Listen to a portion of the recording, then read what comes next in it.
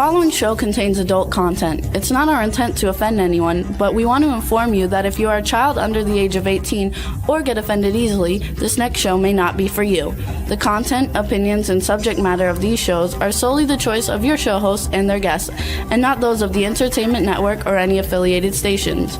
Any comments or inquiries should be directed to those show hosts. Thank you for listening.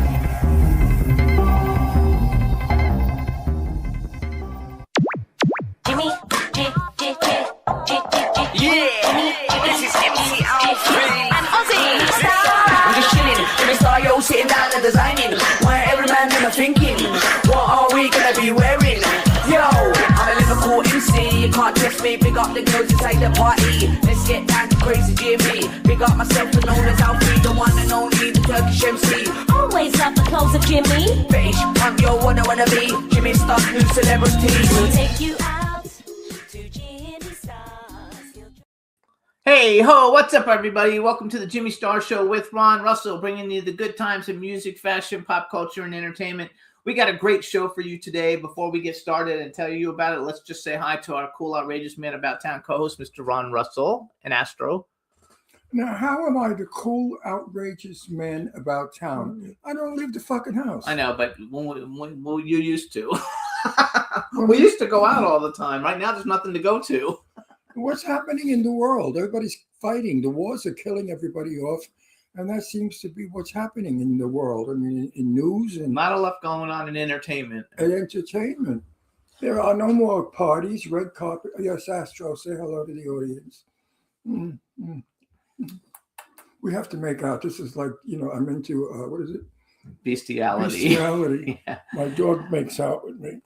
Anyway, we've got two great guests for Excuse you me. guys today. It's going to be a lot of fun. Our first guest is a multi-platinum recording producer, worked with everybody on the planet. His name is Joel Diamond. And then I'm working on a movie called Second Chances, and Barry Keenan, our second guest, is a musician. It's his significant other's movie, and he's doing the music for it, and he's also a Grammy nominee, so it should be a lot of fun.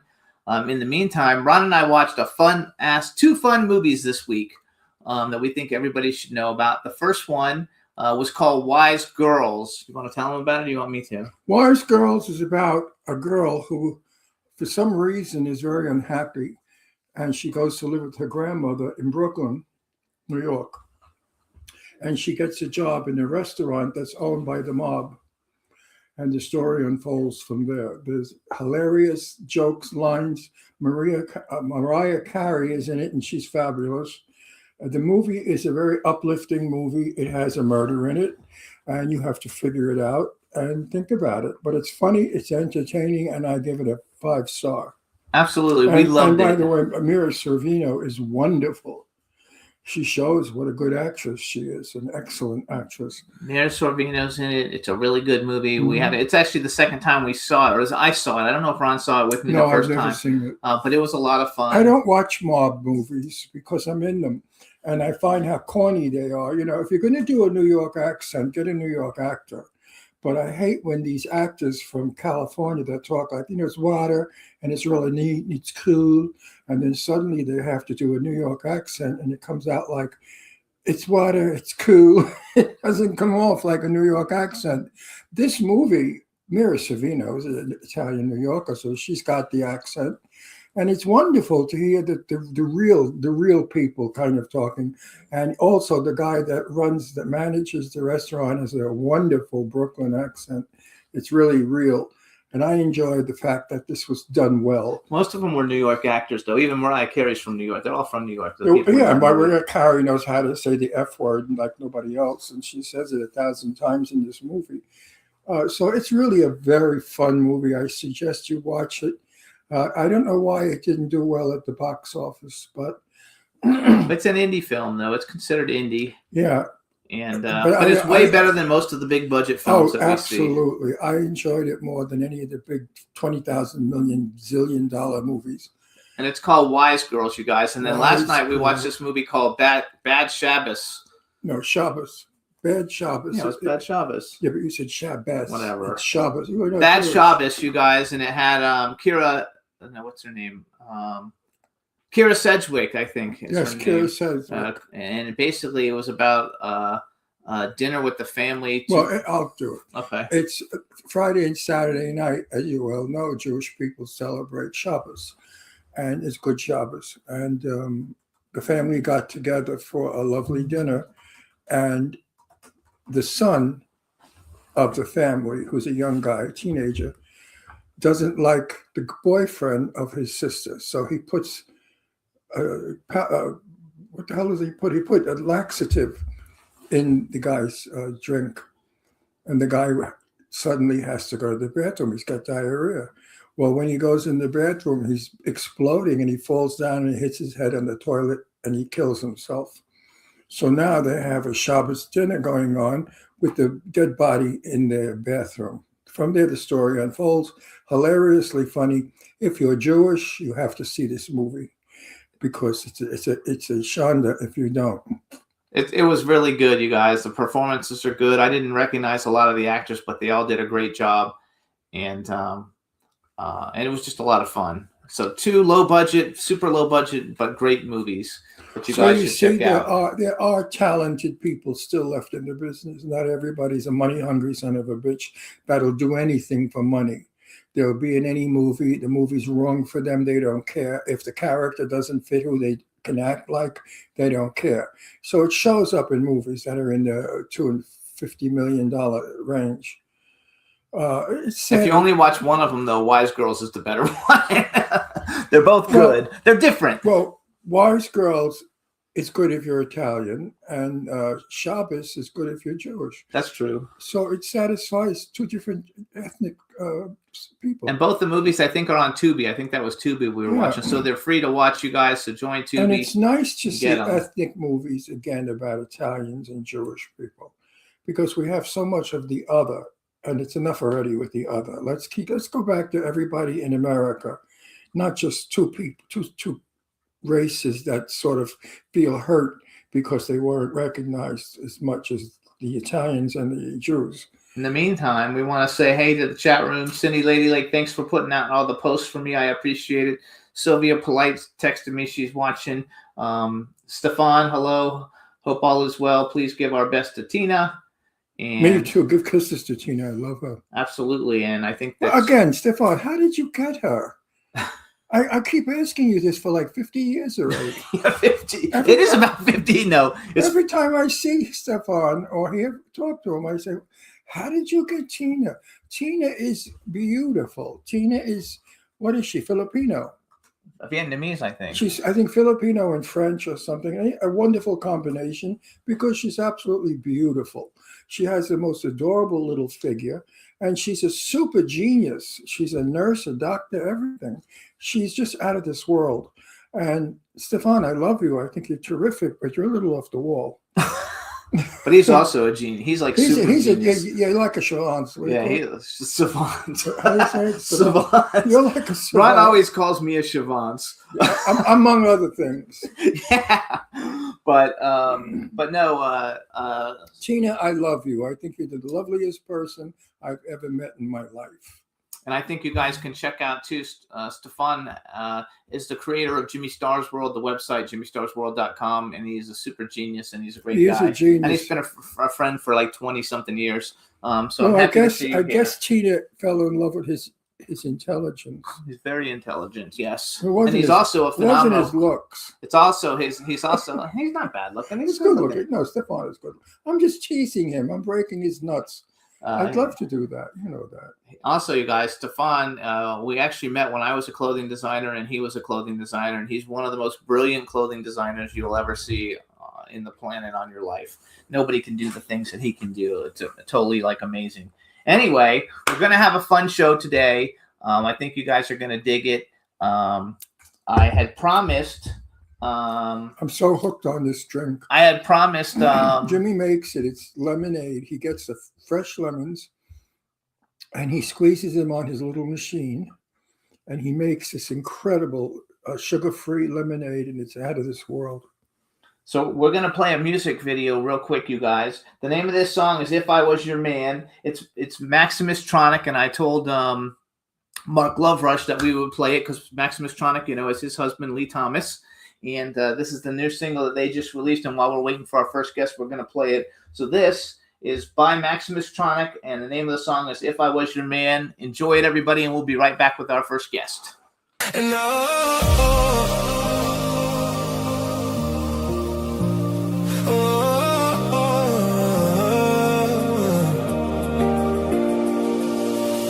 girl, I've been watching you. Why you look so sad in a crowded room?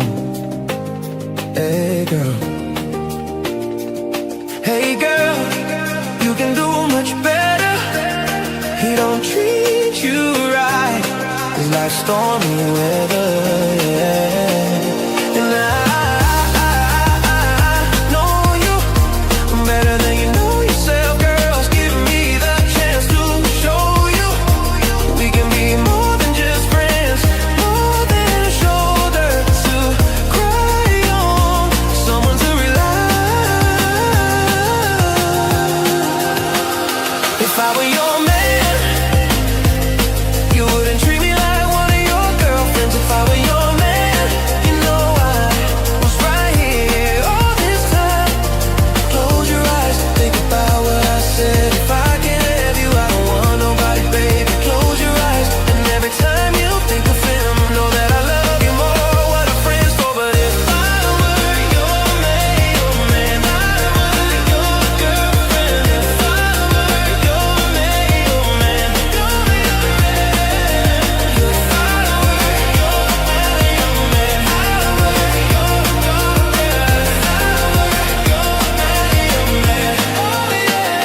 If I were your man, you wouldn't treat me like one of your girlfriends. If I were your man, you know I was right here all this time. If I were your man, treat me like one of your girlfriends. If I were your man, was right here all this time. Nobody can love you like I can. Just give me the chance to be your man. Nobody can love you like I can. Just give me the chance to be your man.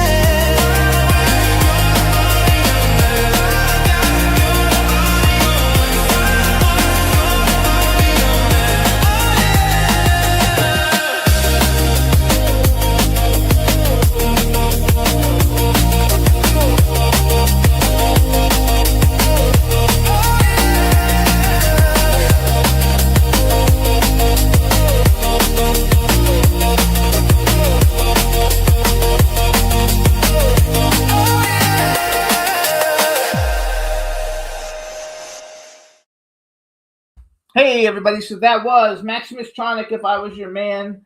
And we meet so many cool people through Mark Loverush, who's really cool.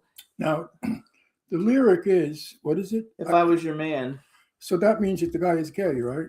No, Well, it's a guy singing. that doesn't matter. It doesn't mean it's... Well, let's get it to a point.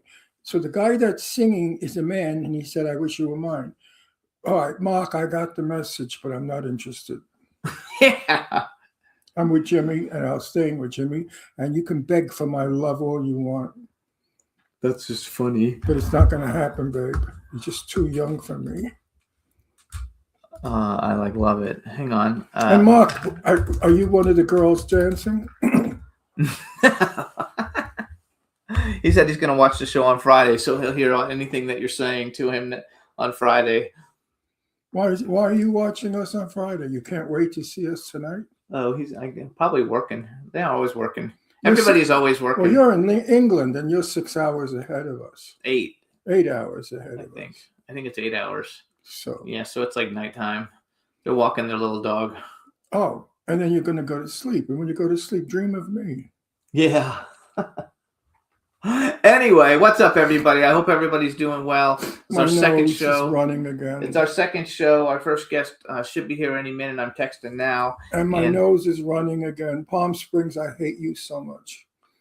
I am so sorry I live here. I cannot wait to get to Florida, where the air is even more disgusting than here. Because here, we had so much rain. We had like a week of rain.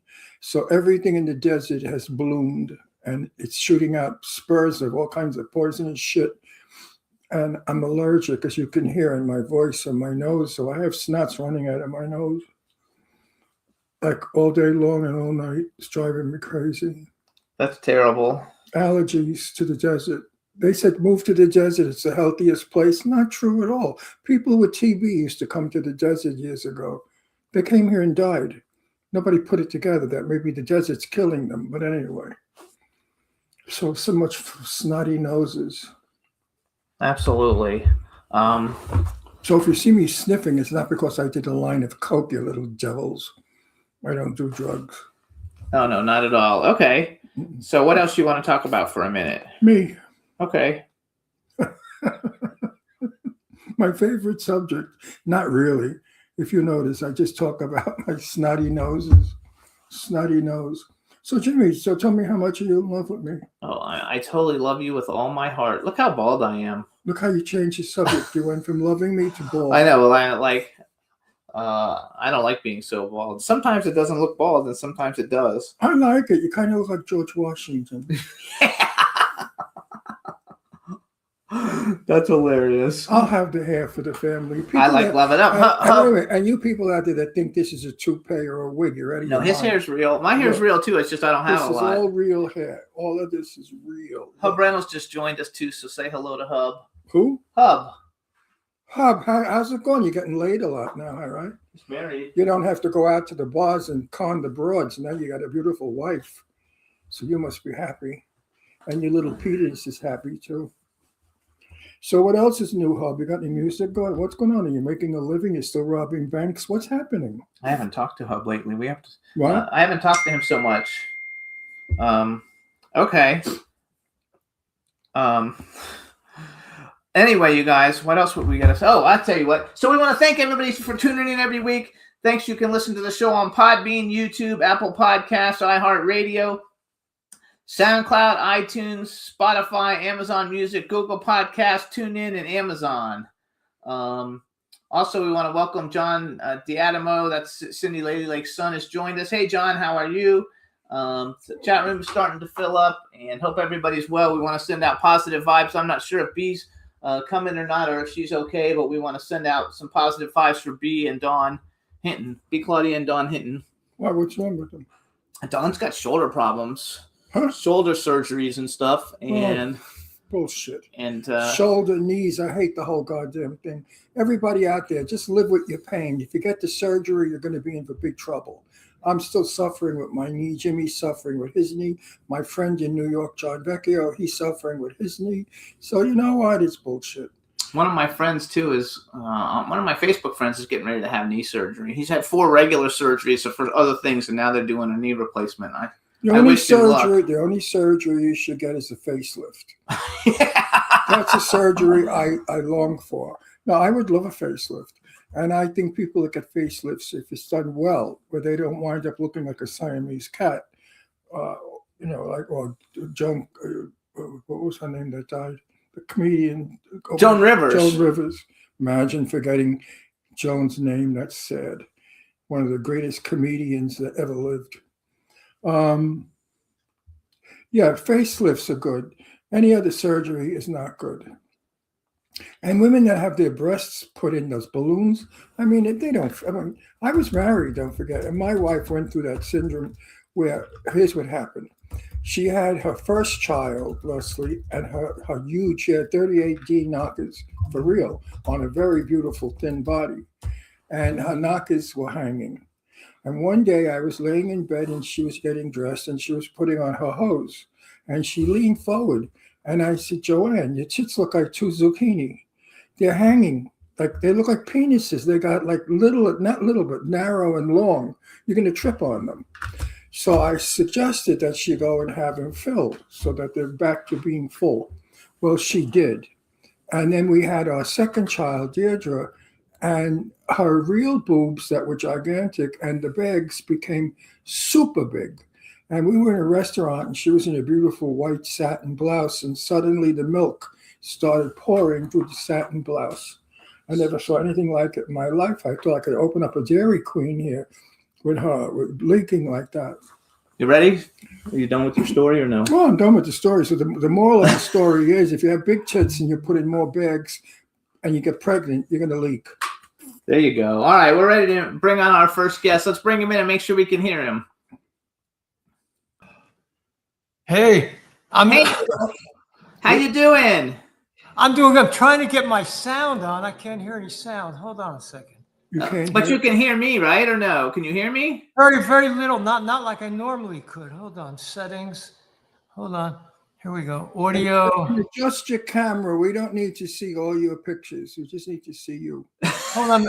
I'm just trying to get my He's bending down to look at it. When he sits up, his head will go up. I had a wall like that in this. You know, we had it.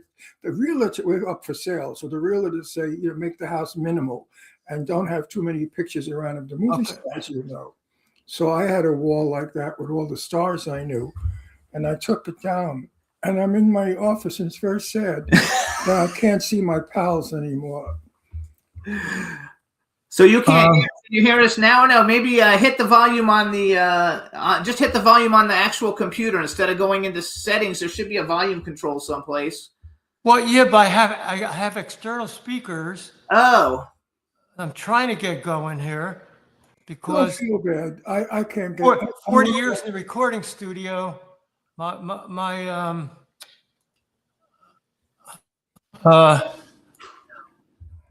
See. Don't pass away on don't us. worry. No, he's okay. I wanted to introduce him, but we got to wait till we can actually get him going here. You know, I can't even open the goddamn computer. I know. I just had to push the button and it goes on. He has Facebook. That's it. He didn't do Facebook. Facebook. That's it. Is right. I do them all. Don't feel bad. I'm 85 years old. I'm not supposed to know about computers. I just wanted to make sure you can hear us so we can have a great conversation. Right. But it's not in the book of being old to use a computer, so don't ever feel bad. I never apologize. Power on. Bluetooth pairing mode. Oh, there we go. Bluetooth pairing mode. Is that working? Can you hear us now? It says it's working. Automatically just mic and volume, stereo, audio. That's not going. Hey, live. I hear you. I just hear you a little bit on the laptop, but I have good speakers next to the laptop that I can't seem to get going here. They're not, for some reason, not going. We hear you. Yeah, we clear hear and you good. perfect. You sound great. Only thing is we Well, don't want. Maybe if you put, do you have a little? Do you have like ear pods or something that you can put instead? I'll probably have to put my headphones on. Okay, well let's do it. Hold on. All right, nice wall by the way. So I'll give you guys a little bit of a bio since he's working on all his stuff. This is Joel Diamond, you guys. His website is joeldiamond.com. He's a multi-platinum record producer. He's a 2-time Grammy Award nominee. He's produced or written 47 gold and platinum records and over 100 Billboard charted recordings. And he's worked with lots of people that have been on our show. So it'll be fun to talk to him about it. And he's from New Jersey, but he used to live in New York City. And now he's in California. Oh, you made a big mistake. Huh? Coming to California. Ugh. You know, 40 years ago, California was a wonderful place to live. I don't know why this darn thing's not working. What? Oh, he's still trying to get the thing working. You can talk about that later once we get going. Let's just All right. get him going with his headphones. All right. Plug them in and see if it works. All right. I can't even. I can't even find the place to plug them into. Hold on. All I know how to do is make hit records. That's it. Okay. That's funny that you're a sound engineer too. And meanwhile, Joel, Yes, sir. 5 million people are watching. 5 million. No, not live, but 5 Now, million. what do you want me to do with the camera? There you go. There we go. Now we can There see you you. are. Yay. All right. All Now right, this is gonna be a stretch in my hearing, but go on. I'll Here we go. talk loud. Hey, All right, everybody. Now we want to welcome to the Jimmy Star Show with Ron Russell, multi-platinum recording, record producer, songwriter, Joel Diamond. Hello and welcome to the show. Thank you. Here I am. And this Here is we are. This is my co-host, Ron Russell. How are you? Hey, Ron. I have a feeling we'll have a lot. I heard like 1 minute before I came on, and I have a feeling we have a lot of 6 degrees of separations. Oh, yeah. I'm for Israel. What about you, babe? Don't Say that do again? politics. No, I'm not, but God bless Israel. Don't do politics. No, I'm not, but I can No, say I That's can't. politics. that's not politics saying God bless Israel. Oh, he God said. bless Israel. Okay, anyway, Well, let's go. That's too many fucking He's people. from New York. I know. Too many fucking people are out there trying to hurt us. It's okay. So It's not that's okay. That's it. I got my minute in. Okay, you got your minute in. So you're from New Jersey, but you used to Jersey. live in New York because you have a great story about where you lived in a famous building, which I think was interesting. And I was thinking Ron might know some of those people actually, because you guys aren't that far apart in age, I don't think. I'm 85. Shit, hold on. The sound just went out. Oh, man. Give me a second. Studio chat. What the hell? I have expensive speakers right next to the laptop.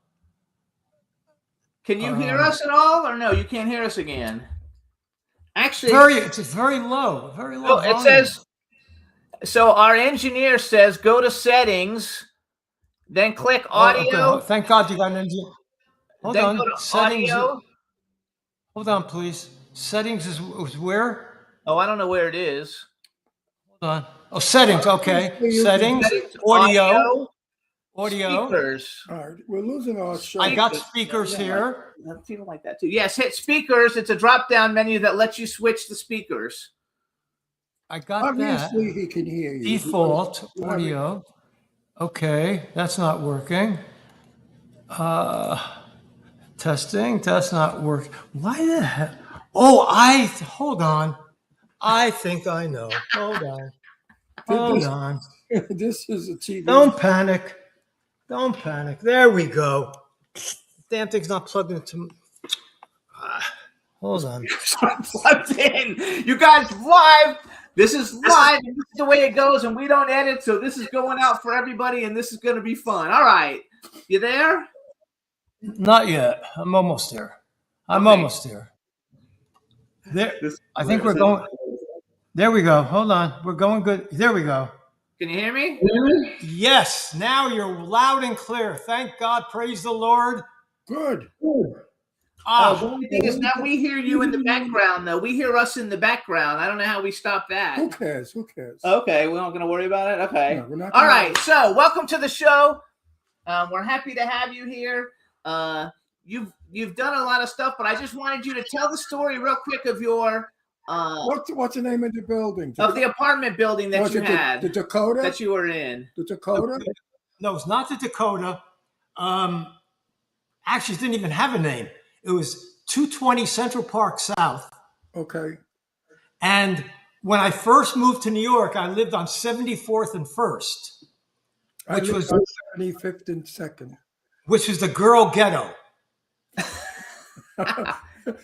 Well, be careful because down in what the hell, 34th Street, they're all lesbians. It's the lesbians. He lived in 75th and 2nd. Right. I guarantee you there were no lesbians in my building. It was wonderful. And to be honest with you, a little side story. So I lived there for about 2 years. And then when I started producing Engelbert Humperdinck, he came into my apartment on 74th Street. And he said, listen, my producer who just produced After the Loving, #1 record, cannot be living in this apartment. And he embarrassed the hell out of me. So the next day I started looking through New York Times for other places. And at that time, the West Side was not that hot. The Upper East Side was always the hot place. So I found this, it's crazy. It said penthouse, entire top floor, 220 Central Park South. And I went to see it, and that was it. I said, done. And I lived there for 20 years. Okay, so you were rent controlled. Rent stabilized, correct. I Yeah. lived on 75th East Side, and I had a 2,100 square foot apartment that went from the front of the building to the back of the building, 2 bedrooms, and a kitchen with a window, and a dining room that was huge. And that apartment, they offered it to me for $400,000. And I said, $400,000, what did they have their minds? This is like 40 years ago. More than that. More than that. I said, who the hell is going to spend $400,000 for this apartment? That's ridiculous. I give them $100,000. So they turned me down. Now I understand it's going for about 3.6 million. I'm sure. At one point, we put a group together, myself, Don Hewitt from 60 Minutes, the guy who wrote Annie, what's his name? The Broadway show Annie. Oh, Charles Strauss. And we put a group together to try to buy the building at one time on Central Park South. And it almost went through, but they turned it down in the last minute. So as you probably know, did you read the art? Did you get to read the article at all? I read it. He didn't. He doesn't research anybody. I do all the research. I like very fresh interviews. I don't like stage interviews. They come off corny and bullshit. Ron, you're gonna interview is totally haphazard. You'll get the freshest interview you ever had. Well, Good. I like you already, Joel. Huh? So let's brag. I want to brag a little for you, so people who know all those records back there are real. Two-time Grammy Award nominee, produced 47 or written 47 gold or platinum records, over 100 Billboard charted recordings. Besides Engelbert Humperdinck, he worked with Gloria Gaynor, David Hasselhoff, Ike Turner, Helen Reddy, Sister Sledge, who's been on the show. Were they friends of ours? Good friends of mine. Ray Very J. good. Tony Orlando is also a good friend of the Good show. Andrew Dice Clay, Five Browns, which I had to look them up. I didn't know who they were. Now I know who they are. Righteous Brothers. He's also worked with James Taylor, Laura Nero, Harry Nilsson, Van Morrison, the Bee Gees, Rod Stewart, Barry Manilow, David Bowie. So basically, you're like you're the shit. Yeah. Ron, tell him. I hope it's a compliment. Yes, he doesn't know that. Yes, What? it's totally a compliment. Oh, I hate that. Jimmy does that. You know what's really funny? I'm not supposed to be interviewing you, but you guys sitting together there, it's hysterical. You got the hugest, wonderful, beautiful smile, and he's sitting there like Jackie Mason. That's what works. We're a comedy team. You know, you have to have the clown and you have to have the straight guy. Not straight sexually, but the straight guy in comedy. I'm the guy that everybody doesn't like, and he's the one they all love, and that's how we do it. I fight with him on the show, and it's not real, but the audience loves it. When I go after him and I call him a little fat bag, I mean, they love it. They go crazy. Where are you guys from originally? Me, Brooklyn, baby. Can't you hear it? Red Hook. I'm from Palm Beach, Florida, and he's from Brooklyn. Red Hook, Brooklyn, where everybody was killed and thrown in the river. Now we're in Palm Springs. I got some great. I used to produce Jay Black from Jay and the Americans. Yep. And man, do I have great Brooklyn stories about him and his uncle, Fat Andy. His uncle was Fat Andy. But you have all the greatest performers in your pocket. I have Johnny Mathis. I've been in his company 3 times, and I think he is the most incredible voice that ever came. I agree with you 100%. I love the man. He is gentle. He is sweet. He is kind. He is shy. I love the guy. Love him. I have a question then. Okay. Have you ever known him or met him or worked with him? You know something? I always wanted to work with him. I never got a chance to work with him. That's a Shonda. That's a Shonda for sure. It's a Shonda of the greatest times 10. Yes. Because I don't give a shit about celebrities. I was best friends with Jane Russell, Betty Davis, all the old bags. So I'm not affected. I came in at a young age and I was not intimidated. But in meeting Johnny Mathis, it was the thrill of my life. Thrill of my life. You know who the thrill of my life was? Who? Back then. Who I used to do impersonations up in the Catskill. Remember Dirty Dancing? Yes. Oh, yeah. That was me when I was a kid. Amateur night in the Catskill Mountains. I used to do my great impression of Johnny Ray. Johnny Ray. And I eventually got to meet him. A thrill. I don't know who Johnny Ray is. Johnny Ray was a singer who came up really quickly and disappeared real quickly. He was deaf. And he sang deaf people, how they hear to sing, I don't know. But he wore big hearing aids, and he was a big star for about a minute. And his song was the little cloud that cried. His biggest hit was "Cry." Cry. If your sweetheart. Yeah. sent The a letter- letter of goodbye. Yeah, I used to go up to the mountains, and you know what I used to love the most? Huh. The Jewish ladies sitting there with their diamond rings. They had every friggin' finger had diamonds on, and it could be 100 degrees, and they had a mink stole. And they were sitting there with their knockers. Knockers. You remember the knockers? Only at the Concord. No, but you remember the knockers. I said only at the Concord Hotel. Only at the Concord Hotel. Yeah, the knockers were little mallets. Oh, I thought you were talking about women's No, breasts. because the Jewish women had such big diamonds on, they couldn't move their hands to clap. So they gave them the knockers, and they would bang the knockers on the table. I used to love that. Ron, I just posted something on Grow Singers. Grow Singers, sure. I worked those singers. On Facebook. I must have over 150 comments on there. And it's funny you say that. My parents, they were in the picture. My mom with her mink stole. Right, and diamonds. Yes. I Yes. loved it. I got the greatest. And all these old broads would then in the winter go to Florida. Where are you going? I'm going to Miami, darling. Miami. In New Jersey, right. Every summer, we used to make the exodus past the Red Apple Rest. Remember that? Red Apple Rest? On the way to... it's on the way. By the way, there was a Jewish comedian. If you've never heard of him, Ron, I will send you a video. What's the name again? Mal Z. Lawrence. You ever hear of him? Mal Z. Lawrence. Maybe. I mean, I knew. I used to do comedy in drag, by the way. I impersonated Jane Russell for 30 years. And I did all the... we used to call it the Jewish Alps. Of course. Yeah. I used to work the Jewish Alps. Yeah, me too. Jewish Alps. The one I loved the most was Belle Barth. Do you remember Belle Barth? Yes, I do. My mom, we used to have buffing in a gondola ain't easy because it falls out. How about Mickey Katz? Mickey Katz? That name I know. Mickey Katz was Joel Gray's father. Oh, I didn't know that. Yeah, and Mickey Katz was funny, and he had an album called The Herring. He did all the takeoffs on the herring boats and the fishing boats, but Mal Z. Lawrence, you will fall on the floor when you hear his shtick, because he was in the original Catskills on Broadway. Remember that when that show was running?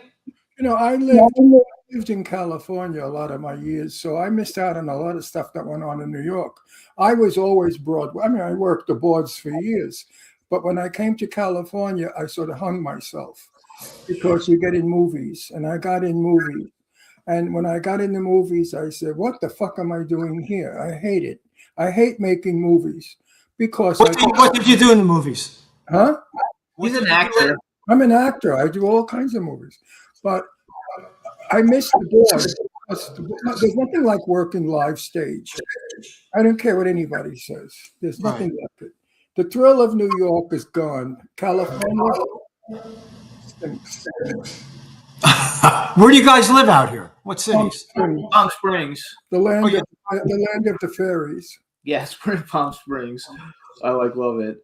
I have a couple questions for you, and in a minute, Ashley Paul's going to join us because you just produced a song for her. You produced so many things. I have a question. You are really a big shot. Yeah, you're a big shot. But I have a question. Like, do you listen to modern music? Like all the people you worked with, all these icons. Who are some of the people that are out today that you think are worthy and that are actually good? Humperdinck is making a comeback. Oh yeah, I follow him on Instagram. We would like to get him on the show to help him get known again. Engelbert wrote to me about 2 months ago, and he said to me, Joel, he's called Joel D. So, you got to remember, I produced 109 recordings for Engelbert, including After the Loving. He said, Joel D., he said, I got one more hit in me before I go. He said, I want another After the Loving, and I think you're the only one that could do it for me. So we'll probably go back in the studio again. But to answer your other question, like Ashley's record. Ashley, we did one EDM version and one club mix version. So you talk about today, I mean, EDM is the hottest thing to electronic dance music. Yes. So, certainly we're doing that. And then I got this other kid who's the biggest thing on TikTok, so big that Paramount Plus just did a 2-part documentary on him, and I'm producing him in February, and he was voted sexiest TikTok artist of the year in People magazine. Oh, and who is he? What's his name? And what kind of music does he sing? Well, it's interestingly enough, he's known for lip syncing. Okay. And the women go crazy over him. He's got 2.3 million followers, and he was on the Kelly Clarkson show with Barry Manilow because he lip syncs Mandy. But he's gonna really sing when you do it, though. He's not singing there, and also the way I found him, he was lip syncing a hit record that I made called "Into the Night" with Benny Mardones. Yes, yeah, great song. Huge. It's the only record ever that charted 3 times in Billboard, same artist, different decades. And I produced him, I discovered him. So that's where I found this kid, and I tracked him down. And we were actually going to record him. Women are giving him this. And if you ever watch a Paramount Plus, it says in there, one of the women has given him close to $150,000 already just to talk to him. Kidding. He looks exactly like Warren Beatty when Warren Beatty did Splendor in the Grass. Wow. His first movie ever. Yeah. You know, Engelberg. Engelberg. I never could say his name. Engelberg really was not a great singer. He was a good singer, but his looks were incredible. And the women, I remember because I was a young fella, and the women all our friends, the girls used to swoon from him, that he was such a handsome fella. Very handsome. Has he lost his looks? Oh, he looks good. He looks good? Mm-hmm. Yeah, he looks good. We really should have him on our show because we have a big spread. We go all over. We've also had, actually, out of all the people that you worked with, we had Tommy, what's his name? Tommy James? Yeah, we had Tommy James on. It was great. I love Tommy. We had Tommy James on. Our audience is a little bit older, like 40 to 80 is basically like our audience. So our show's not like the other one. The old bags. And Tommy invited me to his wedding last year in New Jersey. I went to his wedding. Tommy James. Yeah, man. He's fabulous. And we just had Tony Orlando on. Well, he's been on about Tony's 10 times, but he was just on like 2 weeks ago. Tony Orlando is one of my closest, dearest friends in life. And he, when I got the job at Sony Music in New York, the publishing company, Tony helped me land that job along with Clive Davis because Tony was running the company at the time. Tony ran Sony Music Publishing. Yeah, Tony is a dear friend of ours. And also, Tony allowed me, and I say allowed, gave me the privilege. I'm the only one ever to produce him for the second time on his signature song, Tie a Ribbon. Yeah, I read that actually. Right. When I Googled you, so much stuff comes up. I took a bunch of notes, but I was just like, there's so much stuff you can't even, there's no way you could do all of it. I never ran into each other. Who? Pardon me? I never met you. How come? I never met you either, Ron. How come we travel the same circles? Yeah, I agree. I don't know why either. I think you have little things that you've done that aren't as big as the big things that I like. Like I'm a big horror movie buff, and it says that you wrote and produced the title theme for Swamp Thing. So that's like a big thing because that was a big thing for me when I was like younger. You produced the Frank Sinatra duets album with Maurice Starr and introduced Maurice. I didn't produce it. I came up with the concept, and I was actually in Frank Sinatra's house, sitting next to him on the couch, pitching him the concept. And through a series of unfortunate events, I lost the deal, and he went on to do it with somebody else. But it was my concept. There you go. Because it's a great thing. And for me, Maurice Starr is a big deal because New Kids on the Block, and New Edition, those are big deal. You know, I- that Why artist. do you think Sinatra didn't swing with you? I know why. I know why. Why? Because Tell me I'm- why. when I went to his house, I pulled 10 songs out for him that he and Barbara listen. I mean, first of all, the thrill of sitting next to Frank Sinatra on his couch at his house was like beyond belief. I was like, I have to keep on picturing myself. So what happened was that we were all set for the session, and Frank said, before we go in the studio, I want you guys to see my act. And I said, great. So he invited us to Vegas. Elliot Weissman was his manager at the time. And Elliot negotiated the whole thing for me. And what happened, God bless him, I love Maurice. I mean, I still talk to him all the time. I love Maurice. But he's got two Achilles heels, food and women. Wow. And right before the show in Vegas, Maurice got sidetracked by some receptionist at the hotel, and he never came to the show. And Sinatra was so pissed. He said, "Done." I don't blame All right. Sinatra because I'm Italian and Jewish, but I'm Italian. I'm custom blend. I call myself. See, I have my star, but my star's missing one prong because that's the part that would have made me 100% Jewish. But Sinatra is Italian mafia. We know he's mafia. And the mafia people have a code, and that code is pussy doesn't overrule everything. And that's how you have to live by it. So, I mean, if Marilyn Monroe spread her legs and you had an appointment with Sinatra, you just walk right by Marilyn Monroe and you make believe she's not there. So I understand why Sinatra was pissed off, and I don't blame him. I don't blame him either. He put pussy before Sinatra. You don't do that. So hold on. We have to steer this conversation another way. I have to steer this conversation because we're going to bring on Ashley so we can, because I want to have time to play the song. Because we had all the technical difficulties, we'll have to set up another time with you just so we can do it again since we missed the first 15 minutes because you have so many great stories. And I think everybody will love to hear them because a lot of music people pay attention to the show. But let's bring Ashley Paul in real quick. Wonderful. Hi. Hey, gorgeous. How you doing? But Good, we how are can't- you, we can't love? see her. Don't say that. It's okay. It's Hi. okay. She's always like that. Hey, Ashley, how are you? Say hi to Joel. Hi, Joel. Hi, Ashley. Say hi to everybody in the chat room. Say hi to the chat. I forgot to have Joel say hi to the chat room, too. Joel, say hi to the chat room. Hi, Hey, everybody guys. in the chat room. Hey, All right, so, everybody. so Ashley has been on the show several times. She has a new song Right. produced by Joel. The name of the song is Body Language. Somebody tell us about it. Go on, Ashley. Okay, so Joel came to me with this new song, and I thought it had such like a disco sort of, I don't know, disco fever kind of vibe, which, as much as I do 90s nostalgia and I do new disco and I do EDM, I also love old disco, almost like R&B funk disco, Yes. and so it really appealed to me. And yeah, and I was really excited. Obviously, Joel and I haven't worked together in a while, like 10 minutes. So,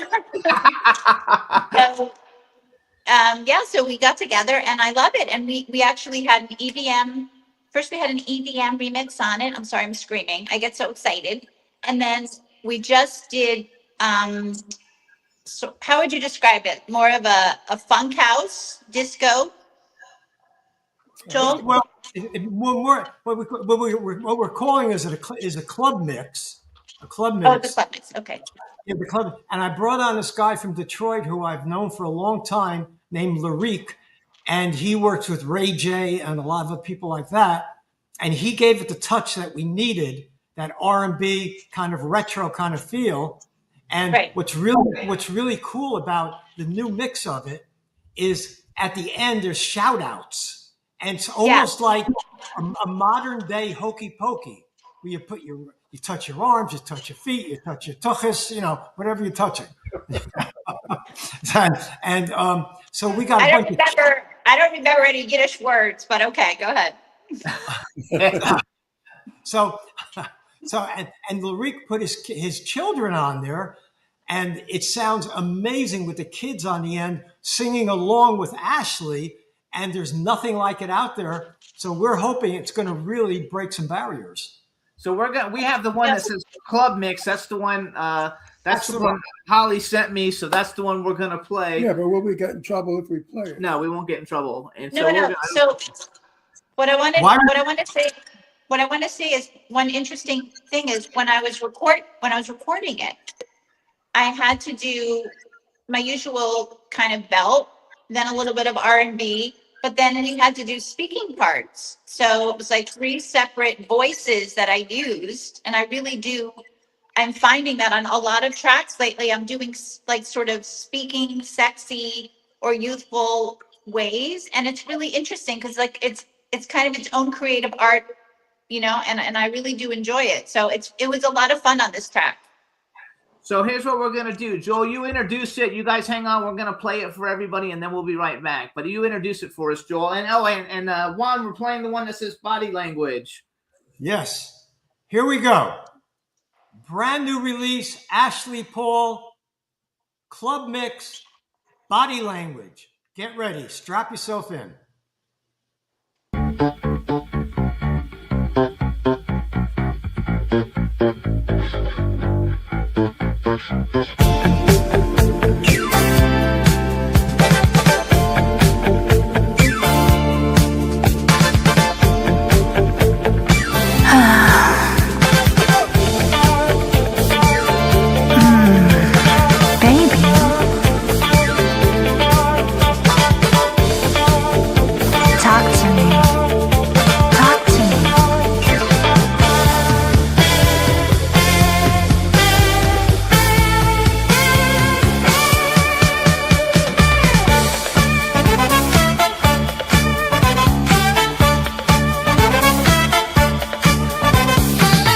You've been sending me a message.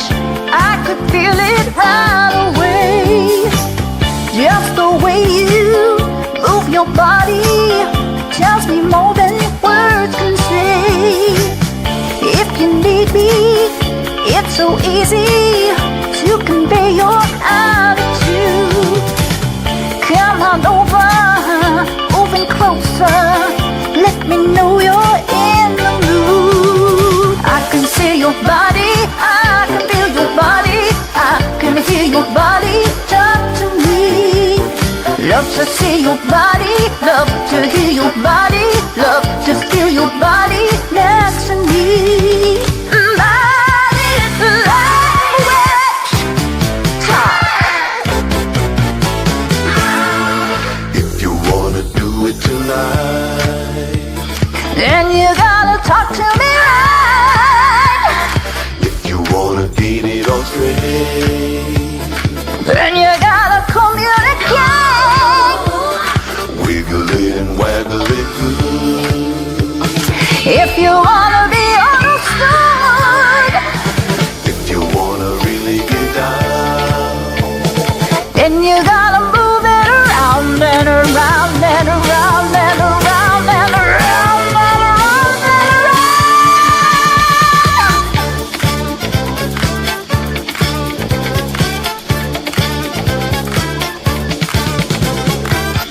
Keep your arms a little open and caress me with your eyes. We can leave the words unspoken. Body language never lies. If you wanna love me later, if you wanna take me home, send a private invitation to my private body zone. I can see your body, I can hear your body, I can feel your body talk to me. Love to see your body, love to hear your body, love to feel your body next to me. Body language, talk. if you wanna do it tonight, then you gotta talk to me right. If you wanna get it all straight, Then you gotta communicate. wiggle it and waggle it good. If you wanna be understood, yeah, If you wanna really get down, then you gotta move it around and around and around and around and around and around and around. Say it with your body part. Let me hear your body speak. Pass it on from limb to limb. All to one and one to all. If you want me, let me know. North and south, east and west. If you want me, tell me now. Sister to sister, brother to brother. Let's keep talking to each other.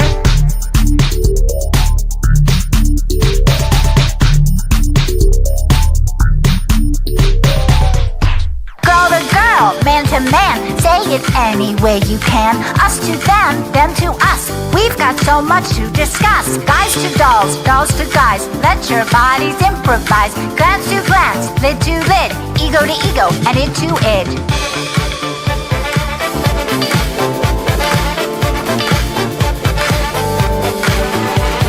Hand to hand, knee to knee. Let your body talk to me. Palm to palm, wrist to wrist. Say it so I can't resist. Elbow to elbow, heel to heel. Let me know the way you feel. One to one, two to two. You and me and you.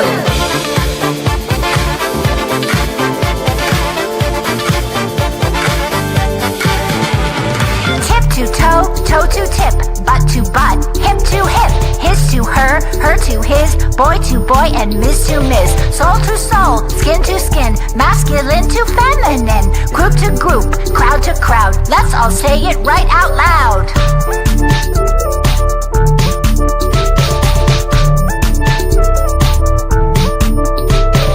Hip to hip, head to head, don't leave anything unsaid. Chin to chin, ear to ear, now you're talking loud and clear. Tooth to tooth, bite to bite, right to left, and left to right. Step to stern, soup to nuts, give me no if and or but.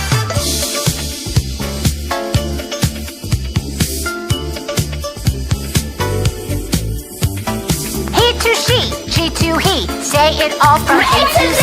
Side to side, end to end, stranger to stranger, friend to friend. Shoulder to shoulder, hip to hip, we've got some relationship. Voice to voice, wink to wink, smile to smile, blink to blink.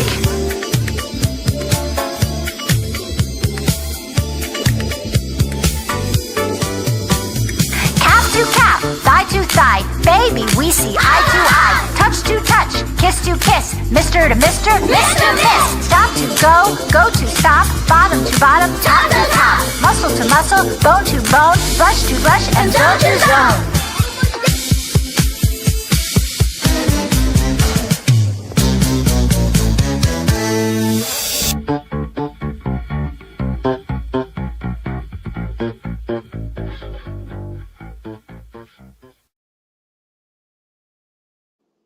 Hey everybody, that's Body Language by Ashley Paul, produced by Joel Diamond. Good song. Good song. It's a lot of fun. So I'm gonna throw it out there, but like, that's a remake, right? Because I think I've heard the song in a different format. Oh, go on, Ashley. Go on. It's a cover song that Joel produced, I think in the early 90s with Jocelyn Brown. Yeah, And Jocelyn Ace. Brown. Okay. Right. Okay, so that's awesome. Yeah, But it's a that cover. was the dance version, right? It was on my album. I was an artist on 5 different labels. It was on one of my albums on Casablanca Records when I was recording on. Yeah, I used Jocelyn as my lead singer. So I read that you like sang on some songs. Did you actually put out whole albums as Joel Diamond? I had 2 full albums, one on Casablanca and one on Sony, Joel Diamond. Where can we hear those? Because when you sang on the show earlier, you sounded great. I'm sure the albums are really good. I remember your name now. Now I I'll remember. get you after the show. Okay, perfect. Okay, because I love it. I knew the name Joel Diamond rang a bell, but I couldn't put it someplace.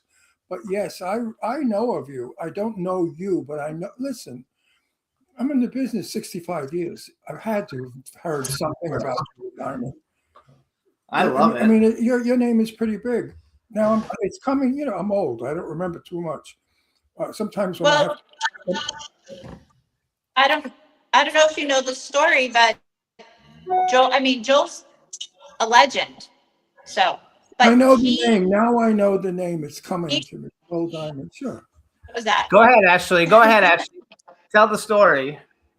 I've heard of you over the Oh, years. so a little bit ago, Joel discovered me when a mutual friend of ours named Billy Michelle, who's no longer with us, he put Joel and I together. He was a executive at Arista, and he introduced Joel to me and me to Joel. And that's when Joel gave me When Boys Cry. Oh, okay. So this isn't you guys' first single together, because we've played that song on here before. Yeah, that was Joel. Joel produced it. And Victoria Shaw and Peggy Stanziali wrote it, who wrote Dress You Up. And Joel, that was I was 15 years old. I mean, every year I get younger when I was on Billboard. That's what we all try to do. No, I tried Right. doing that. I tried being younger, and people came forward, the bastards. They couldn't wait to say, Ron, I don't think you're that age. You know, I remember 1965 when your kid was born, you were 35. You're one of these honest jerks. I literally was just 16 when I was on Billboard. And so that was with Joel. So Joel knew my mom. We got to get this one on Billboard. So Joel knew my mom, he knew my dad. Yep. So it was pretty crazy. You have to be very careful about your work, because it got out a couple of years ago. Ron Russell in 1959 was in a movie with Sophia Loren and Tab Hunter. And I loved the publicity, but I didn't care for the 1959. Because I was 19 years old at that time. And I thought, Jesus Christ, they're going to know that I'm 150. But everyone I've worked for, they all said, Ron, we need older people in film. So when they want an old bag, they call Ron Russell. Is he still alive? Is he still breathing? So it's funny how age sometimes doesn't matter in the business. The talent goes before the age. Yes. Ron, I'll tell you what, somebody said to me a couple of weeks ago, don't you miss the good old days? And my response was, my good old days are yet ahead of me and yet to be lived. There That's you go. right. And you've had some pretty freaking good ones too. The greatest part of my life was ahead. I was friends with Jane Russell for years. I mean, buddies. We stayed in each other's houses. We traveled together. We were like brother and sister. I took her name, by the way, Russell. When I was a young kid, I loved her so much in film that I decided that my real name was too hard for people to pronounce. So I took Ron Russell. And Jane Russell was my buddy until she passed away. And she was a wonderful woman, a terrific gal. Terrific. I had such a crush on her, Ron, when I was a kid. Everybody did. Jane Russell loved my favorite story. Listen to this. My friend Peter and I went to see her in that movie where she was practically naked in 3D. And he made a hole in his pocket. And while we were watching the film, he had his hand in his pocket holding his doing you know what. Well, when I told her that story, she cracked up laughing. She thought that was the funniest thing. I said, Jane, what did you think? All the men that went to see you half naked, shaking your tits, you think they weren't getting off? She said, well, no, I never thought of it that way. I just thought of maybe they liked what I was doing. I said, yeah, they liked what you were doing, but they would have liked to do it with you. So she had a great sense of humor. She was a very honest woman, and she told it like it was. And we got along really great. And I miss her to this day. So you guys, I miss her so much. to find out more about Joel, you can go to joeldiamond.com. You can also follow him on Instagram. He's at Joel Matthew Diamond, Matthew Diamond. Ashley Paul, what's your Instagram? Official Ashley Paul. And then you just joined TikTok. What's your TikTok? I'm at, well, I've been on TikTok. I just opened a personal page to show more behind the music. Okay. But my page for all the live updates is at Ash Paul Music. Okay. And then Joel, are you on TikTok? I'm on TikTok. I don't know my name on TikTok, but you go to my Facebook, and you'll see my Grow Singers post, Ron. I'll go to it. I can add to it. I can add stories to it.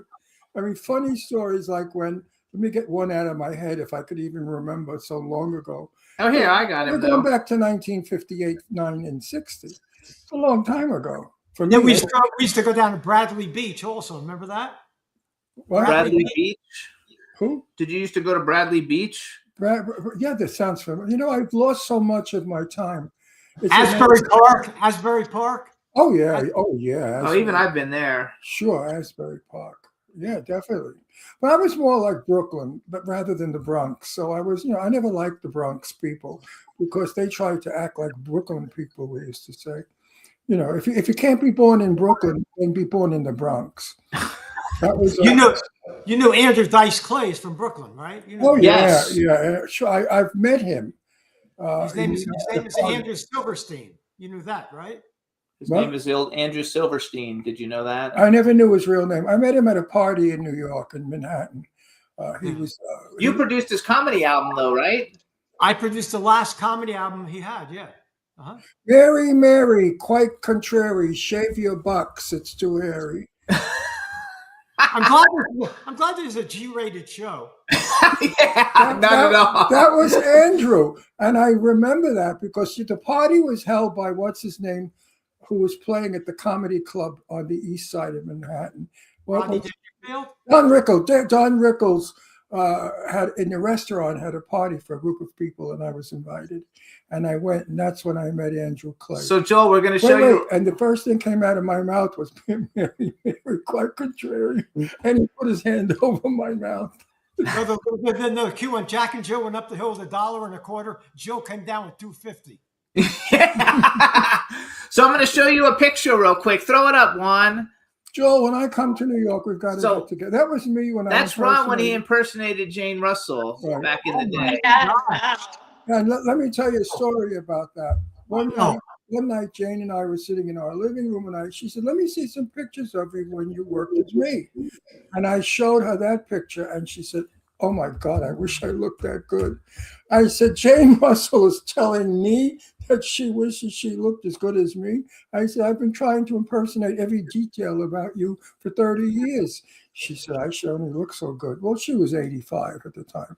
Juan, do you have the boob picture? I don't know if you have the boob picture or not, but if you do, throw the boob picture. Yeah, no, I always do a memorial for Jane whenever I can.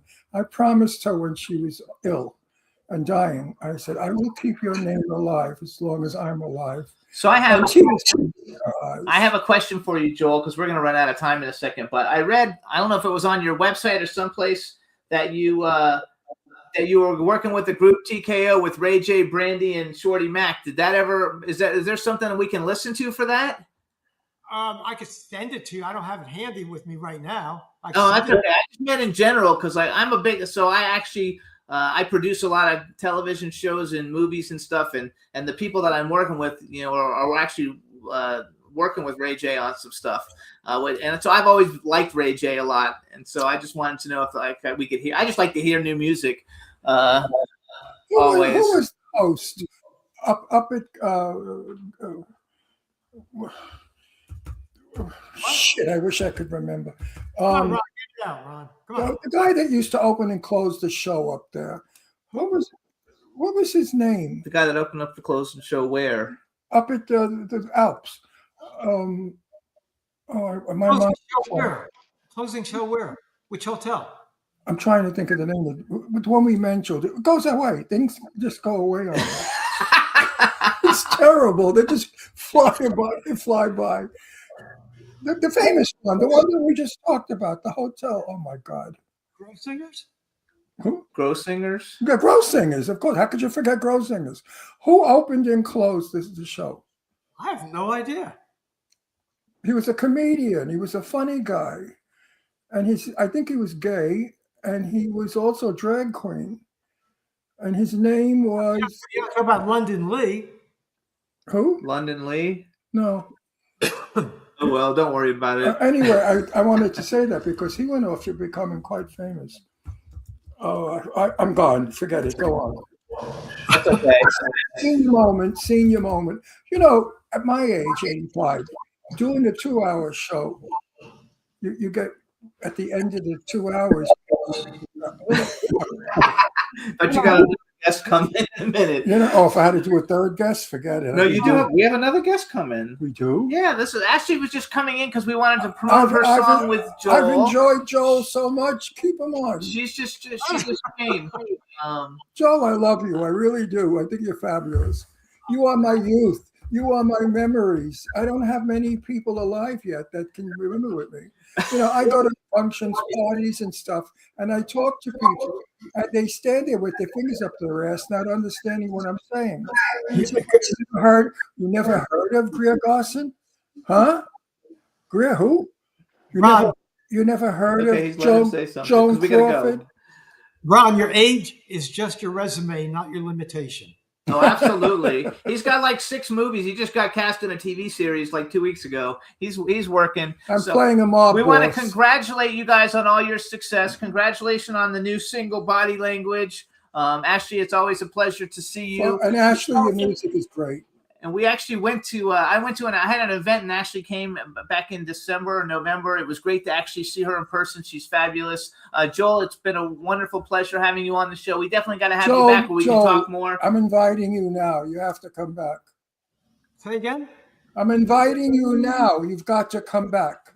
Mikasa Tsukasa. There you go. So you guys, we want to thank you both for coming on and good luck with the new song. It was great meeting you, Ashley. It was great singing. And we'll see you guys soon. And thanks, Holly. Thank you. Bye, you guys. Bye. Thank you for a great show. That was a fun show for me. Yeah, he was good. He knows everybody. I know, but I had to open up my memory and it went on fire. So I'm going to make sure Barry's here. Is Barry here?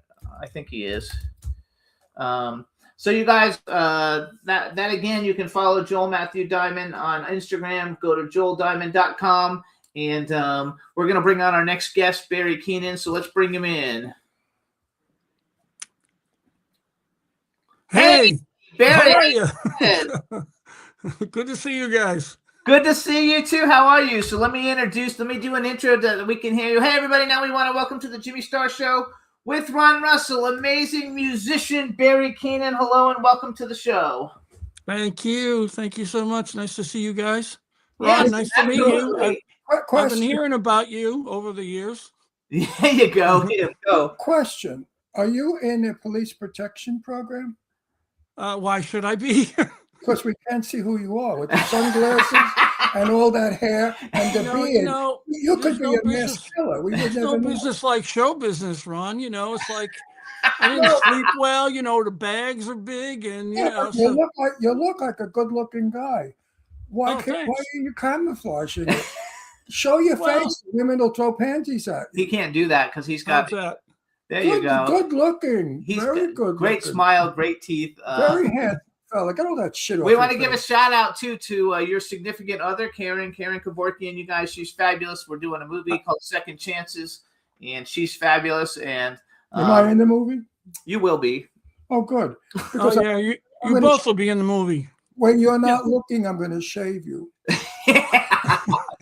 So you guys, Hey, Barry is. you know what? You remind me of my dad. Of course I do, because I'm 85 years old and I know what looks good. A movie star and a great, listen, if you show your face, it's 50% of your talent. You got to understand this. This is a groovy look for idiots. Like the broads, you know, those stupid broads that wear crazy clothes. But if you get the real audience after you, like the people that love Johnny Mathis and all those other Beatles. He's more Beatles. Frank Sinatra people. You got it, Ron. Show your, you have Yeah. a good face. I'm No, not. Ron, you have to go according to, the music that I do No, kind this of comes doesn't from make, this style. this That's doesn't all. make the music better. I think it Yeah. looks great. No, I love it. I no, love all your right. promo pictures You too. Thank have- you, Jimmy. Gary, you have talent. Okay, Ron, enough. Enough. Wait 1 second. You have talent. You don't need all this camouflage. Okay. All right. I'll put that in here and I'll mull it over Good. after the show and I'll think about it. Good. Perfect. All right, you Good. guys. So Barry is a phenomenal musician, and one of the things that I like about him so much is that he actually. So I'm big into martial arts movies. I love all the different martial arts movies, and you actually have a huge hit song for the #1 box office film, Kickboxer, with Jean-Claude Van Damme. And I actually listened to the song that you did, I think, with the Invisible Poet Kings, I think. It's Correct. on YouTube, and I listened to it like 5 times today because I was just like, love it so much. Thanks. Yeah. Talk a little bit about doing, because you've done music, you've had music in a lot of TV shows and stuff like that. Talk a little bit about it, because Kickboxer, one of the best fight movies ever made. Well, it started off for me. I was hired by the film composer for Bloodsport, Van Damme's first film. Yeah, it's a great movie. I was hired by him to engineer and mix the score, which I did. And then after Bloodsport came out, the same producer, Mark DeSalle, was doing Kickboxer. And so Paul Herzog, the film composer, asked me if I would engineer and mix that score. And I said, yeah, of course. But what happened is I was invited to a screening, and the movie was 3 hours long, and DeSalle wanted to cut it down. So the only people that were there were Mark DeSalle, the editor, and Paul Herzog, the film composer, and myself. Now, I wasn't introduced to anybody. Then nobody asked me who I was or why I was there, but I was there. And I watched the movie, and as the film was going by, Mark DeSalle said, I'm not changing this footage. I need a song to go here. Well, nobody knew I was a songwriter. Nobody knew anything. So that night I went home and I made a demo of the song you listened to today, Fight for Love. And I gave it to Paul Herzog the next day. I said, give this to Mark DeSalle and see what he thinks. Herzog called me back later that day and he said, Perfect. I gave it to DeSalle, and he said, oh my God, this was written for the movie. How did you get this? And it was written for the movie. It was written for the movie. Yeah. And as subsequently, I got 5 songs in the film. I love it. So It's a great movie. So that got you a start to where you are now, right? Well, that was, I had already had publishing deals and record deals in New York and in Los Angeles. So that part was going on, but it was my first, voyeur into the film with Right. my own music. And then, I have a good friend, Paul Antonelli, who music supervisor for ABC, NBC, and CBS. And I was one of the first people he met when he moved from Boston, my hometown. We grew up 2 towns away from each other. And when he came out, I was the first person that he ever heard any original music from. He came to my studio, and he just always had an affinity for me. So when he was working as a music supervisor, he would dump my music into whatever shows he was working on. So that's how I got placed there. I love it. It's all about who you know. It's just networking. Did you always know you had the talent for writing music, creating music? I've been doing music since I was 9 years old, and I started. Yeah, that's commonplace with people with talent. Yeah. Actually, I wrote down, so we have a 6 degree of separation from our last guest, because our last guest that we had on, one of the people that he produced music for was Tommy James. And I wrote down at 15, you opened for Tommy James and the Shondells, BJ Thomas, who's also been on the show, the Classics 4, I don't know who they are, and the Shirelles. They did Spooky and Stormy. Okay. All Yeah, my favorite. So you people. opened for all those at a very young age. You were young. You're kidding. Yeah, I had a band back in Boston all through. I started in junior high school and high school, and then a couple years into college. We stayed together that long, but the band was called the Neptunes. Will you love me tomorrow. You Yeah. can. I love that song. I sang that for Did years you in do it? clubs. Did you do that song? You wrote it?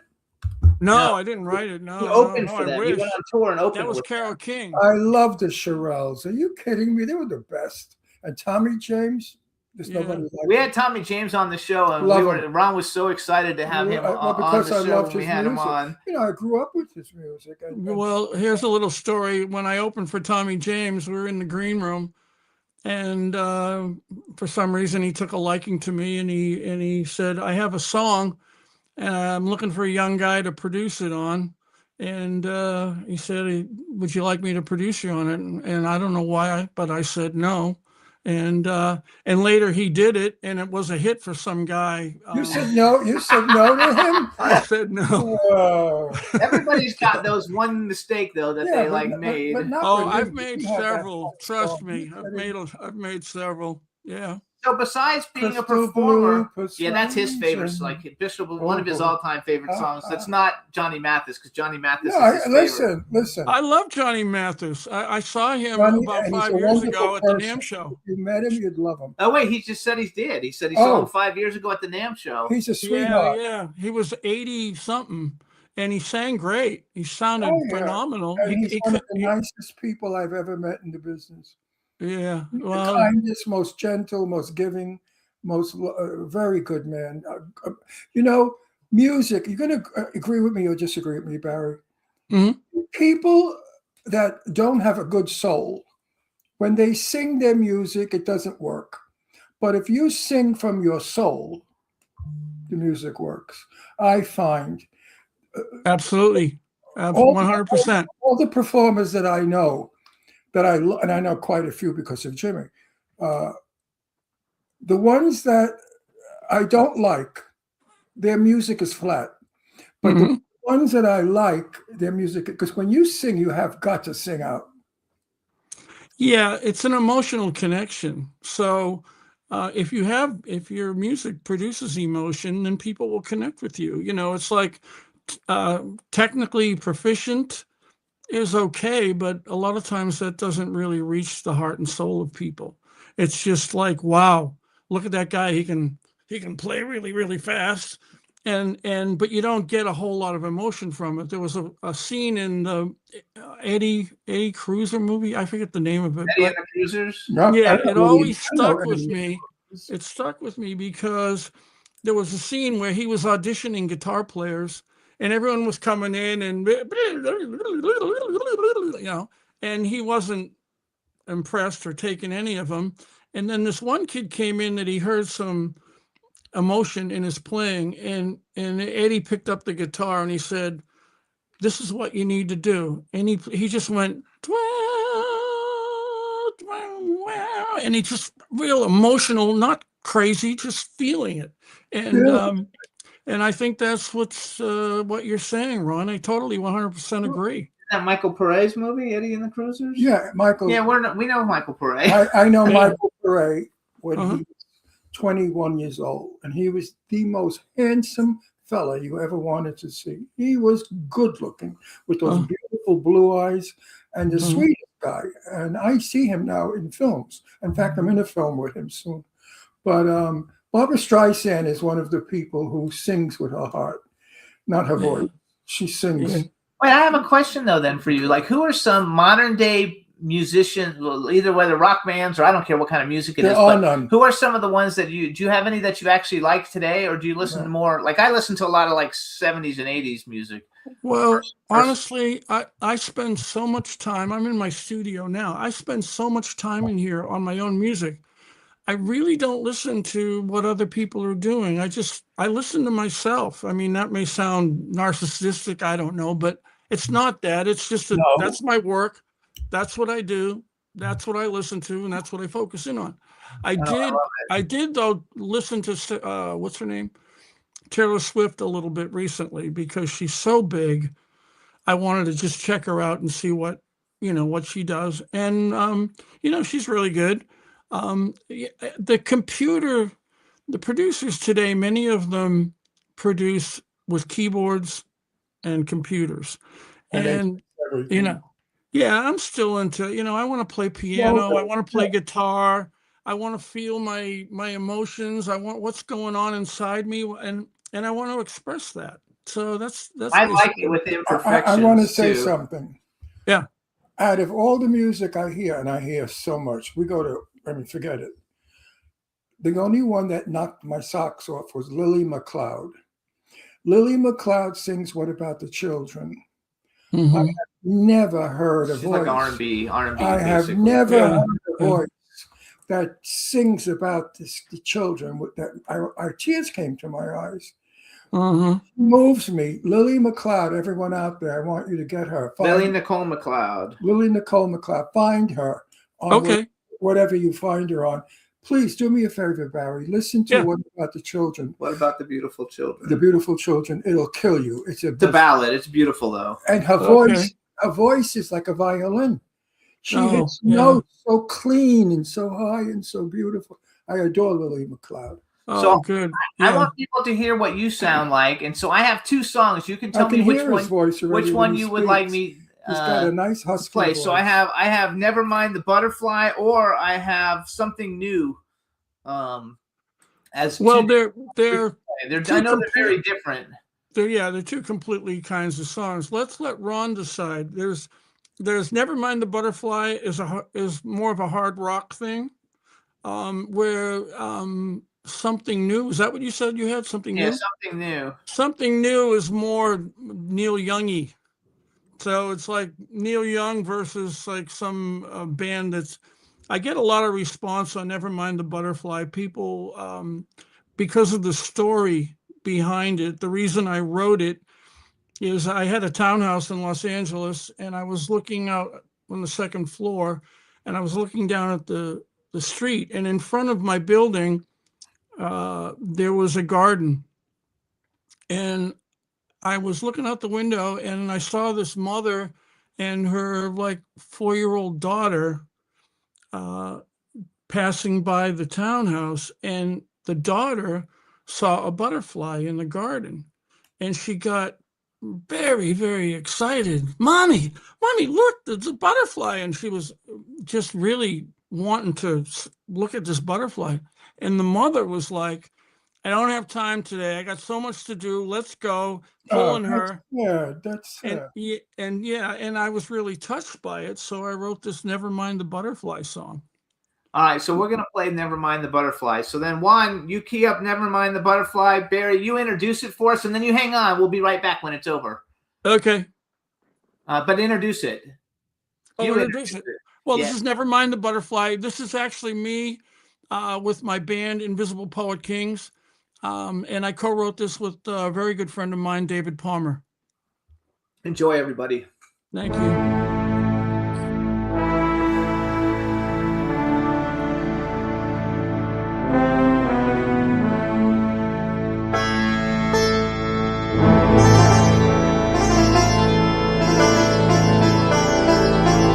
It's a butterfly.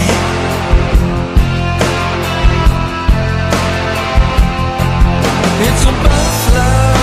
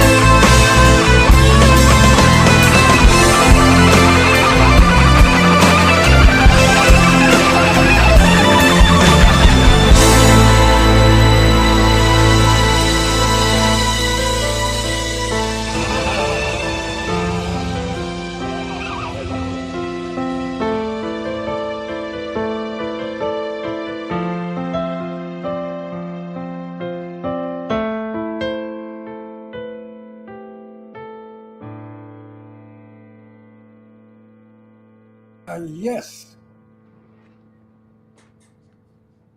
So that's Nevermind the Butterfly, you guys, by the Okay. Invisible Poet Kings. Here's what I have to say.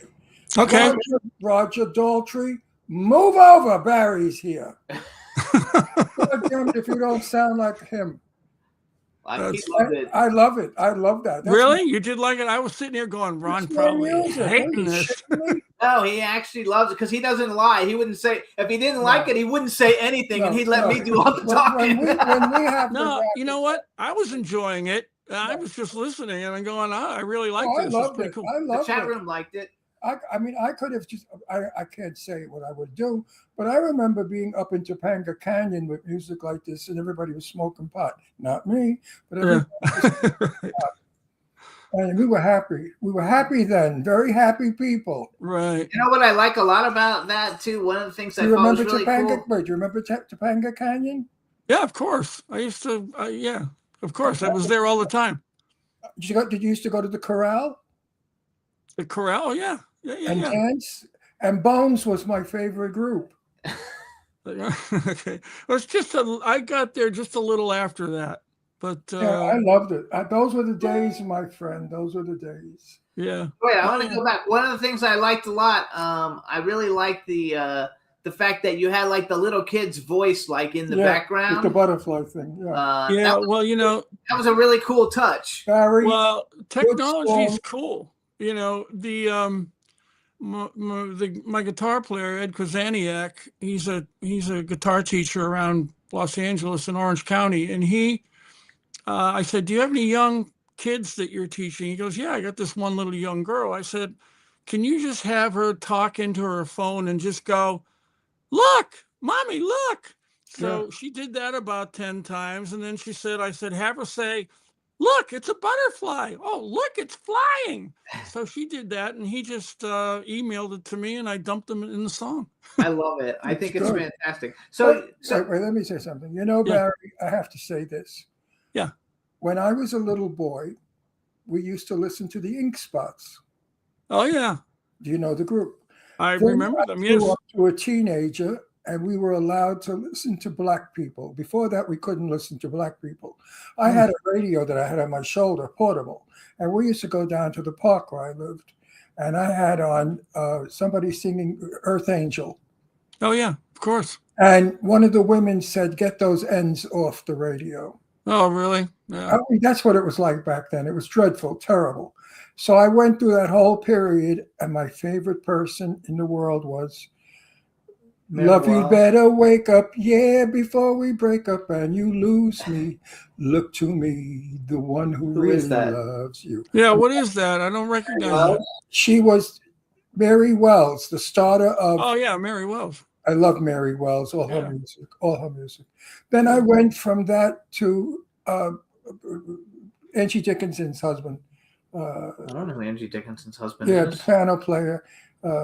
Peter Allen? Do you know the way to San Jose? Oh, No, yeah, that's Burt Burt Bacharach. Bacharach. Burt Bacharach. Yeah. I went through that phase. Then I had the Doris Day, the Johnny Mathis phase. Then I went from that to Inagata Davida. Oh, Yeah.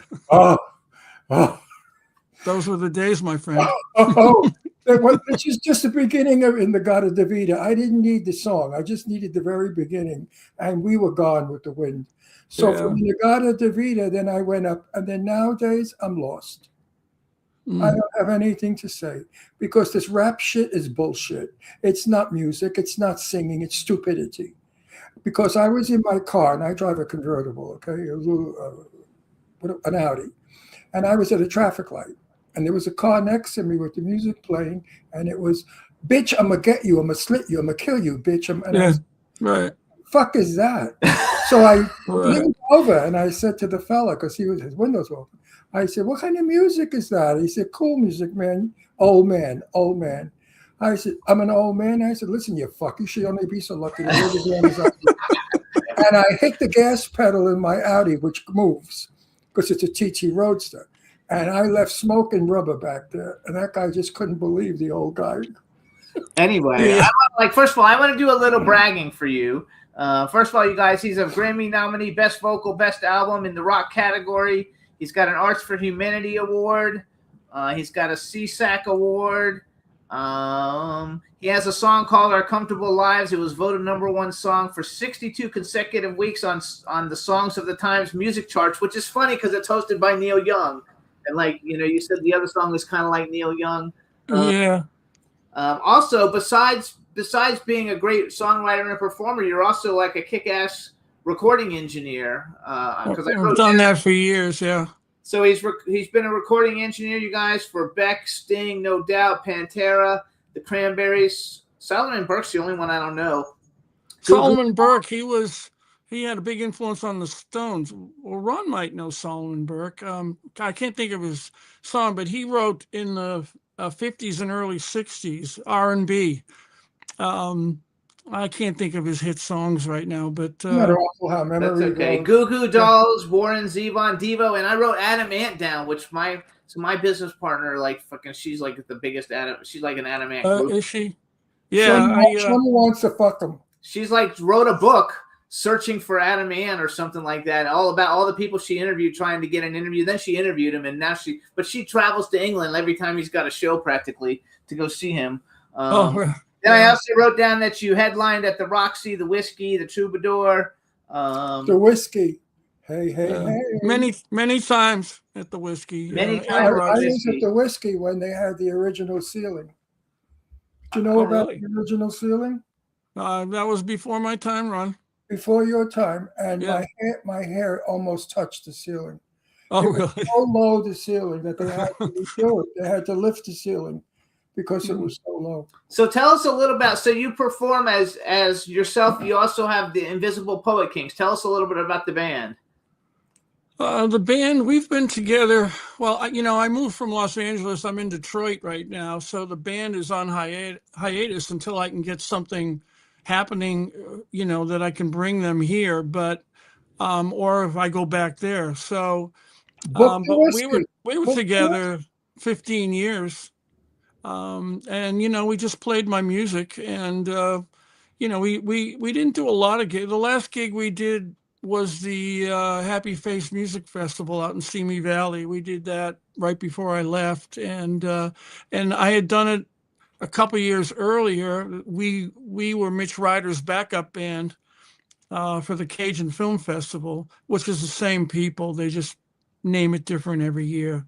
But other than that, I was lucky because Mario, who owned the Rainbow, the Roxy, and the Whiskey, really, really liked me a lot. And so, Book there again. I'll come see you.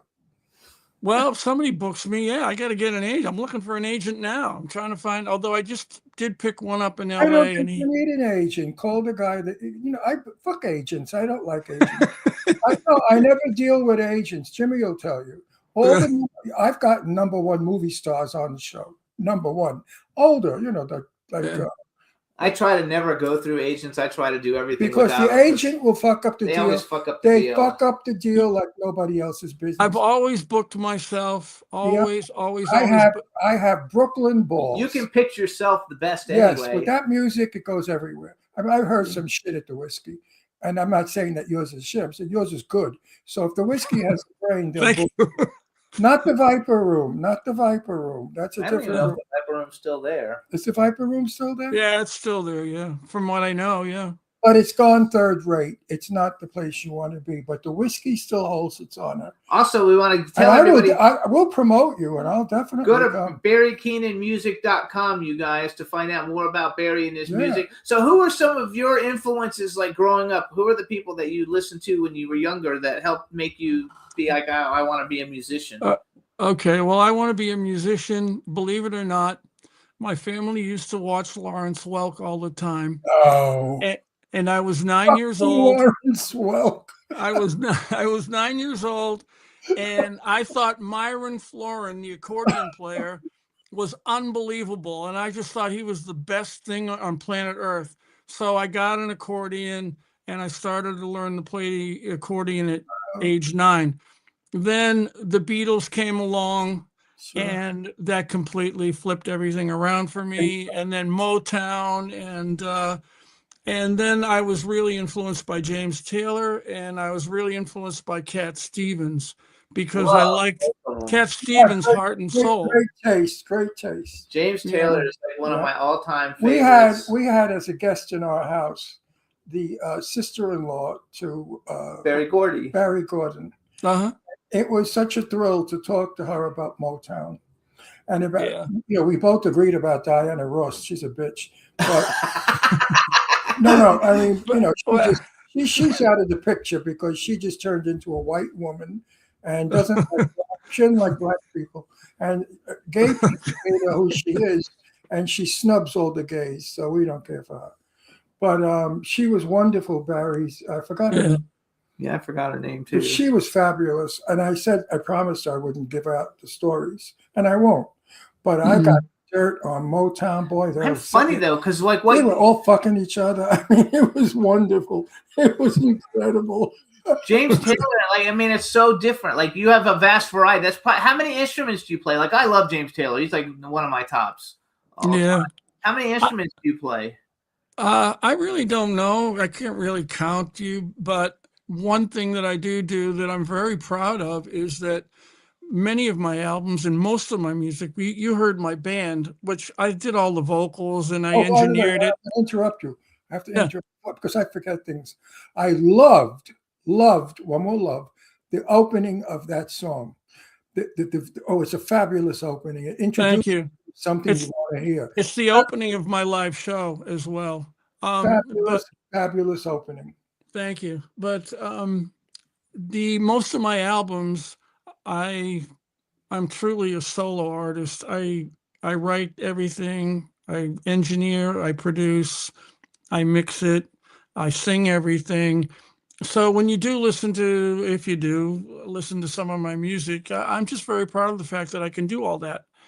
But putting that aside, I love to collaborate with people too. I started doing everything myself because I never had money to hire musicians or to have studios. So I got involved with my own studio. And just because of lack of money, I would just start doing everything myself. There was a guy in Pasadena called Derek. He had Dr. Music. And he took a liking to me. And I went in there one day and said, I'm recording, but I don't have any drums. And I wish I had drums and I can't afford a drummer. So he said, well, just go over there and take that set there and bring it back when you're done. And I would go in constantly and he'd give me all these instruments. And because I didn't have anyone to play them, I would just sit there and learn to play them myself. So that's how I got to be such a solo performer. Yeah, but once you know music, you can play most anything. If you learn the accordion, that's a very difficult instrument because it's heavy, and you got to squeeze it, and it's very difficult. The hard part is the left hand. It's like I see the keyboard and the guitar right off the bat, just from where you're sitting. Yeah, so if you can play piano, keyboards, you can get through music. Accordion though. So do you still play the accordion? I do. I do it in my live show. I spent the last year putting together a one-man Beatles show. And again, everything I do was recorded and produced by me, and that's behind me when I'm singing live. As I'm playing, like, for example, I do We Can Work It Out on the accordion. We can work it out. Yeah. I know all the songs. So it's the show, you guys, the one-man show is called Under the Influence of the Beatles, a Magical Musical Experience. Do you have a favorite Beatles song? I do. Give me a second. That's still probably, this is going to sound weird, but I really like How Does It Feel to Be One of the Beautiful People? Yes. I like I Want to Hold Your Hand. You know why? I was driving up from Florida back to New York, and this new song came on the radio by a new group called the Beatles. I said, what the fuck is the Beatles?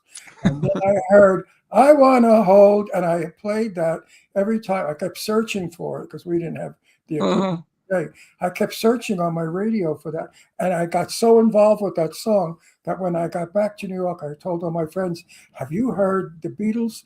I Want to Hold Your Hand. And they said, yeah, where the fuck have you been? I said, I was in Florida. I had my very first Beatles song that I ever heard. I had the 45, and I remember it because it had a green apple, like as the centerpiece thing for it. Right. And Come Together. Uh-huh. Come Together was the first Beatles song, so it's probably my favorite one just because it was the first one that I ever heard. And I love it all. So you guys, this is Barry Keenan. Check out BarryKeenanMusic.com. He's also on Facebook. Just type in Barry Keenan. You could find him. Check out all his music. Can I just promote one little thing before we Yeah, go? we got like a minute. Yes. Yeah, I have a new album. We're just about to release it. It's called Weasel Town, and that's up on BarryKeenan.com. That'll be up. It should be up right today. So check that out. I'm very, very happy with this album. Good for you. Congratulations with that. We want to thank you for coming on, sharing all your knowledge and all your success. Congratulations with everything. I want to thank you for making my day because the music was terrific. You're very kind. And you know, Thank you. now that I look at you, I like the hair and the sunglasses. See, I won him over. Now he knows you. Yeah. Because you're bringing back the music that I loved when I was young. And that's so wonderful to hear again. Well, I'm a firm believer. You don't judge a book by its cover. You know, it's an old cliche. That was my opening crack. You know, I do that shit when I open the show. I always give the guests. That's all right. It's fine. It didn't bother me a bit. You know why I do it? It gets you ready to talk. That's my dog. My dog agrees. We have to go, though. We're out of time. Barry, thank you so much. Congratulations. I want to see what the whiskey. Take care. Bye-bye. All right, everybody. Thanks for tuning in. We had a great show with Barry Keenan, Joel Diamond, and Ashley Paul. We'll see you guys next week. Bye, everybody. Bye-bye. Jimmy, this is MC Alfred and Ozzy. I'm just chilling, Jimmy Star, yo, sitting down and designing. Where every man in my thinking, what are we gonna be wearing? Yo, I'm a Liverpool MC, you can't trust me. Big up the girls inside the party. Let's get down to crazy Jimmy. Big up myself and known as Alfie, the one and only, the Turkish MC. Always love the clothes of Jimmy. Bitch, I'm your one I wanna be. Jimmy Star, new celebrity. We'll take you out.